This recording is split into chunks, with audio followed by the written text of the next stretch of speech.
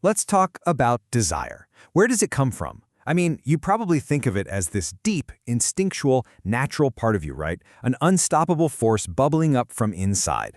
Well, the philosopher Judith Butler would say, not so fast. She has a radically different take, and today we're going to unpack her fascinating and seriously provocative theory of desire. So this is really the central question we're tackling today. Is desire just biology? Is it a raw, natural instinct? For centuries, the answer seemed pretty obvious. Yeah, of course it is. But Butler comes along and throws a massive wrench in that whole way of thinking, asking, what if the thing that feels the most natural about you is actually a really complex social construction? Okay, so before we can really get what Butler is saying, we've got to understand the big idea she's pushing back against. And trust me, it's a powerful one that has shaped how we think about ourselves for a very, very long time. It's a mouthful, I know, but the idea is actually pretty simple. It's called naturalistic reductionism. It basically argues that all our complex motivations, everything from creating art to seeking power, are all just dressed up versions of one single primal force, the libido, the biological sex drive. It's the idea that all our striving is just libido wearing a different hat. And this wasn't some fringe idea. You had heavy hitters like Schopenhauer saying the sexual impulse is basically the end-all be-all of human nature. But it's really Sigmund Freud who took this idea and ran with it, making it incredibly influential. For Freud, culture itself is built on this foundation. In his view, a skyscraper, a beautiful symphony, even a philosophical argument, they're all just products of a sublimated libido, that raw sexual energy that society makes us channel into something more productive. But here's the thing, and this is important. This reductionist view is never the only game in town. A lot of philosophers pushed back, arguing that human beings are way more complex than just one all-consuming drive could ever explain. You had thinkers like Kant and Scheller who looked at humanity and saw a whole dashboard of different drives, social instincts, the will to power, moral reasoning, all operating on their own tracks. They argued that trying to boil everything down to libido was just a massive oversimplification of what it means to be human.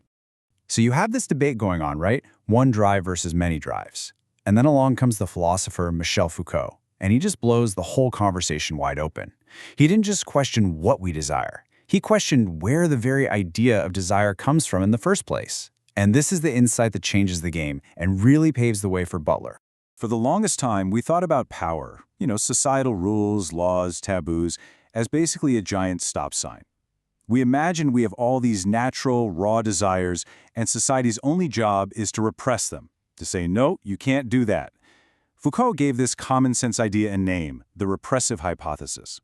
And this question from Foucault really gets to the heart of the matter. He asks, if power were only a negative force, always just saying no, why would we obey it so consistently? Why would we internalize its rules? He's getting at something deeper. There has to be more going on. And here's where Foucault completely flips the script. He argues that power isn't just repressive, it's productive. The rules, the taboos, the constant chatter about what's forbidden, this doesn't just shut down desire. Foucault argues it actively creates and shapes the very desires we come to feel. The law, in a sense, brings desire into being. Okay, so let's dive into how Judith Butler takes this incredible insight about power from Foucault and applies it to our most fundamental understanding of ourselves, our bodies, and our drives. This is where things get really radical. This right here is the absolute core of Butler's argument.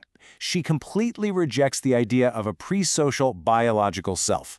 There is no raw, untamed libido just waiting for society to come along and civilize it.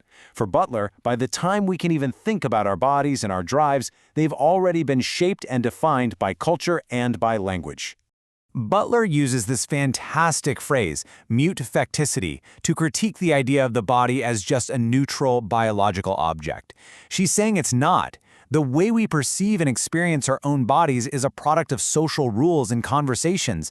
It's not a blank slate that culture writes on. It's a slate that culture itself manufactures. And here is the great reversal. We tend to think biology gives me a body, and that body causes me to have desires. Butler says, no, you've got it backward. It's the cultural frameworks of desire that produce the body as a site of meaning. The body becomes the object of desire, not its origin. So this brings us to one of Butler's most famous and challenging ideas.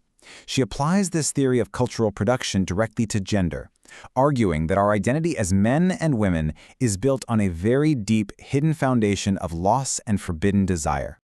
To get this, we need a quick detour into Freud. He distinguished between mourning, where you know what you've lost and you can grieve it, and melancholia.